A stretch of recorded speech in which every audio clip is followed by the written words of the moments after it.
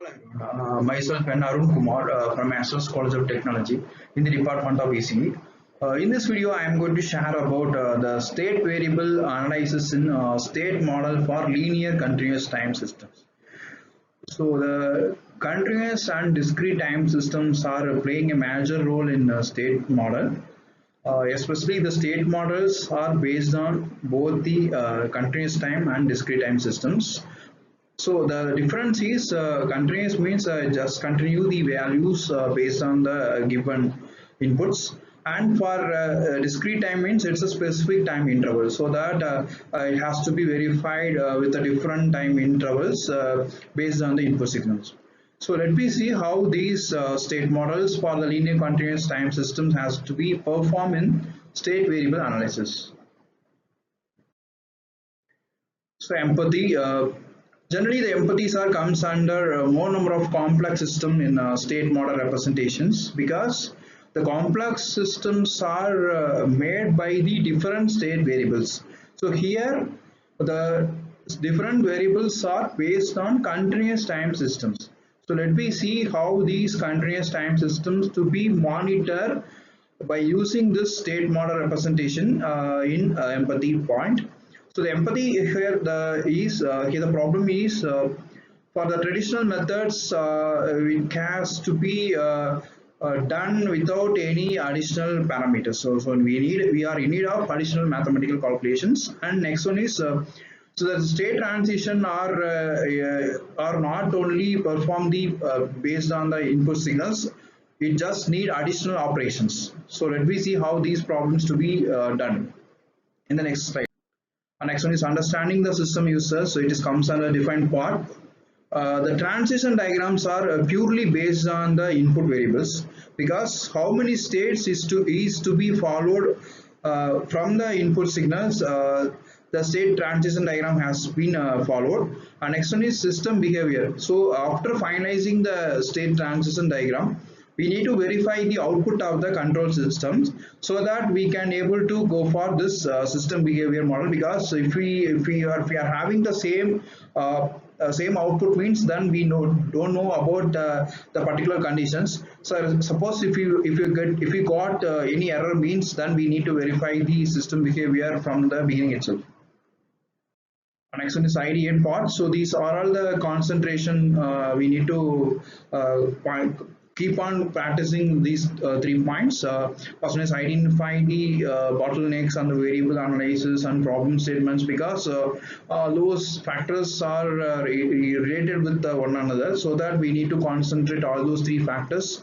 First one is state variables is the input one, and next one is input variables. So the input variable is comes under from the state variables, and next one is output variable. The output variable also depend on state variables.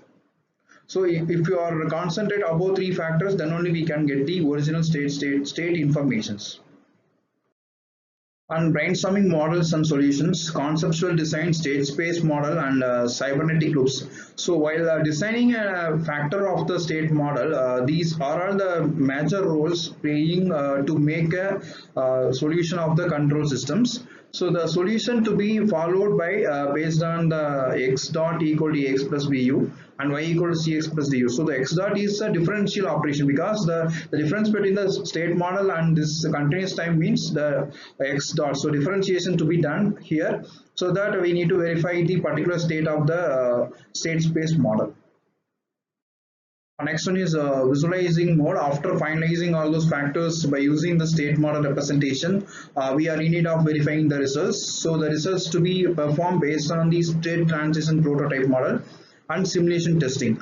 So if you want to verify all those things by using this factor, so then we can able to check the error of the particular state of the system. Because if we are having any errors, then we need to verify once again, and then we may go for the initial stage, and then we have to rectify. Then we can able to process this simulation process. And next one is validating the operations. Validating has been done by using evaluation and refine applied. Refine means if you're having any errors, then we need to verify this. Then we can able to move towards the next step as a apply model.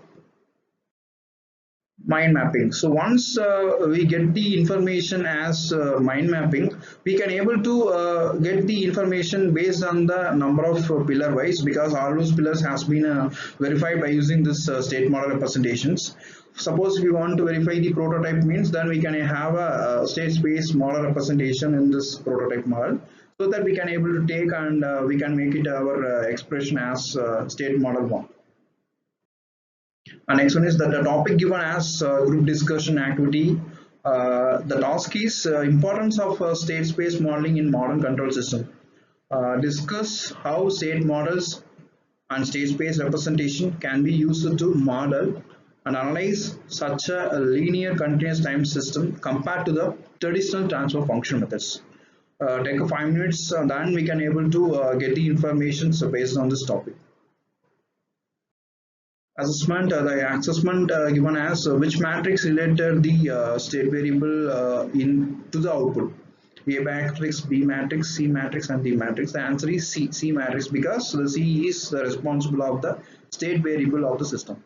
And next one is state space representation can effectively model the only linear and only time invariant, both linear and non-linear system, and option D as static system only. The answer is both linear and non-linear system, because it's a complex system has to be done by using the state space representation. So the answer is C. So these are all the reference I have taken for this video. Thank you.